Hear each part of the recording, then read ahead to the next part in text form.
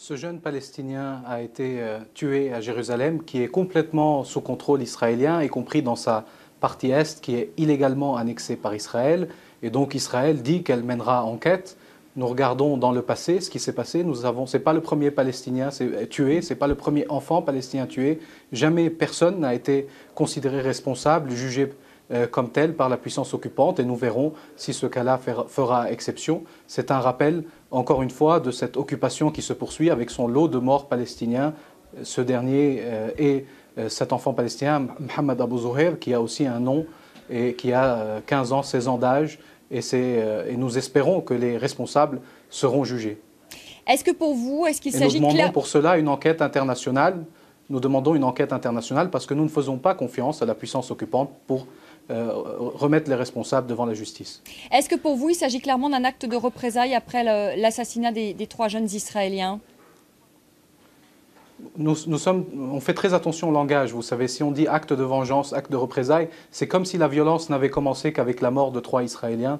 Et nous aurons l'occasion d'en parler. Les morts palestiniens se succèdent depuis plusieurs années, depuis des décennies, sans que personne n'ait l'air de s'en préoccuper. C'est la première fois qu'il y a des condamnations internationales aussi fortes. Et la raison, probablement, c'est qu'il y avait des condamnations très fortes à l'égard de la mort des 3 Israéliens un jour avant, et du coup, la communauté internationale a senti que pour une fois, elle ne pouvait pas utiliser un double langage à l'égard de la mort d'un enfant palestinien. Et donc, non, nous sommes effrayés par la perspective de l'attitude des colons depuis des années. Ce n'est pas la première fois. Il y a eu 660 attaques par les colons israéliens au cours des 9 mois de négociations. Il y a eu 60 Palestiniens tués au cours des 9 mois de négociations avec la partie israélienne, la plupart par l'armée israélienne, l'armée d'occupation israélienne elle-même. En tout cas, vous dites que le Hamas généralement revendique, et moi je crois sur parole le Hamas lorsqu'il dit qu'il n'a pas commandité le meurtre de ces 3 jeunes Israéliens. Alors, personne n'a fourni de preuves que le Hamas était impliqué dans cette opération. Et je vous redis, vous parlez à un diplomate palestinien, je ne suis pas un analyste neutre sur le sujet. Je dois aussi dire les réalités telles que nous les vivons au quotidien. Et je vous demandez avec insistance. Laissez-moi finir ma phrase. Laissez-moi finir ma phrase. Vous demandez avec insistance qui sont les responsables, parce que tout le monde exige qu'ils soient présentés devant la justice. Je vous demande pourquoi, quand nous connaissons les responsables des crimes, personne ne les amène devant la justice.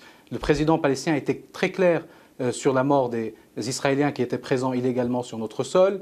Il a dit qu'il voulait les retrouver vivants. Il s'est engagé à faire un certain nombre de choses. Le gouvernement israélien, au même moment, était en pleine incursion dans l'ensemble de nos villes, en train d'arrêter nos députés, en train d'arrêter nos enfants et en train d'assassiner nos jeunes. Et personne, je vous le dis, personne ne sera jugé pour ces crimes. Ça fait 67 ans qu'ils ont lieu. Personne n'a jamais été jugé. Pour que M. Ben-Ami dise qu'ils n'ont que des terroristes palestiniens dans leur prison, 800 000 Palestiniens ont été arrêtés en 45 ans. Ils considèrent que nous sommes tous des terroristes, y compris le président palestinien. On entend des gens dans le gouvernement israélien le dire. Nous ne savons plus quoi faire pour que cette situation s'arrête. Il faut mettre fin à l'occupation qui provoque des morts des deux côtés, et surtout du côté de l'opprimé qui est le côté palestinien. Majed Bamia. Je voulais simplement continuer sur la question que vous avez posée et à laquelle personne n'a répondu. Il y a eu des bombardements sur la bande de Gaza. Il y a eu 650 Palestiniens arrêtés. Il y a eu 10 Palestiniens tués. Et donc on demande quels sont les résultats de cette enquête israélienne, qui est une enquête, comme vous le voyez, très particulière. Je ne connais pas des gens qui enquêtent de cette manière-là, en tuant les gens et en arrêtant les gens. Et donc c'est plus de l'ordre d'une violence pure qui se poursuit. Et encore une fois, pour ne pas revenir dans l'histoire, juste récemment, on a eu 2 qui étaient dans une manifestation devant la prison de Ofer, Nadim Nouara et Mohamed Abou Daher, qui ont été assassinés, et c'est filmé par les vidéos, et ça a été présenté devant un certain nombre de groupes internationaux. Et là aussi, il n'y a pas d'enquête israélienne. Nous n'avons pas de cas de soldats ou de colons israéliens qui ont été jugés.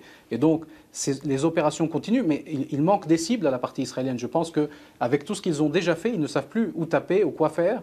Et maintenant, je voudrais vraiment dire que parmi les 640 arrestations, nous avons 22 députés palestiniens qui sont aujourd'hui dans les prisons israéliennes, et je n'ai pas entendu de condamnation internationale. Nous avons plus de 200 enfants et je n'ai pas entendu de condamnation internationale. Nous avons des gens qui ont passé plus de 30 ans dans les prisons israéliennes On a 300 personnes qui sont sans aucune forme de jugement, les autres par des jugements, par des tribunaux militaires qui n'ont eu aucune légitimité. Et donc si tout cela ne suffit pas à Israël, je ne sais pas ce qu'elle veut faire d'autre. Et permettez-moi enfin de dire qu'Israël cherche tellement à se séparer de nous qu'il y a 500 000 colons israéliens présents illégalement sur nos terres et qui sont en train de récupérer nos maisons. C'est à ce point-là qu'Israël veut la paix, 500 000 colons israéliens.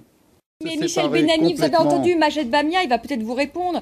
Il dit oui, vivre dans nos territoires, mais le sentiment que j'ai, Majed Bamia, vous allez peut-être répondre. Vous parliez de la colonisation tout à l'heure et de ces constructions voilà, de logements, ces appels d'offres qui sont lancés. Parce que vous mélangez tout, Il y a Majed 200 Bamia. 000 personnes qui vivent dans la Cisjordanie, pas chez les Palestiniens. Non, pas du tout, parce que le droit international ne dit pas que la Cisjordanie et la bande de Gaza, c'est la Palestine, mais Israël a le droit de redéfinir le droit international. Mais pour une fois, il a raison, les Israéliens ne se préoccupent pas de nous, ils poursuivent leur vie.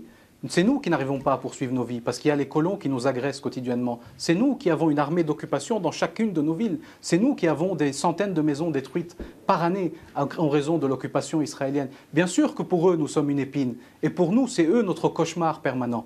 Et donc, moi, je vous demande, le monde qui se préoccupe de la sécurité d'Israël, qui a l'arme nucléaire, qui a des forces aériennes, qui a des chars dans nos villes, qui se préoccupe de notre sécurité, nous qui n'avons même pas le droit de nous défendre, même ce droit nous a été ôté. Qui va protéger les Palestiniens? Est-ce qu'enfin, ils voudront mettre fin à leur occupation? Parce que ce n'est pas nous qui occupons Israël, c'est Israël qui occupe et nos vies et nos territoires. Et donc, oui, nous avons le droit d'exiger notre liberté, comme tous les peuples opprimés, que ce soit par une dictature, que ce soit par l'apartheid, que ce soit par le colonialisme ou l'occupation, se sont toujours soulevés pour demander leur liberté. Nous exigeons notre liberté. Nous ne faisons pas une paix entre un esclave et un maître. Nous faisons la paix entre des gens qui sont libres. Et nous voulons être libres, comme tous les peuples du monde. Et c'est vous, M. Benami, et votre gouvernement qui sont la raison pour laquelle nous ne sommes pas encore libres. C'est vous qui êtes responsables.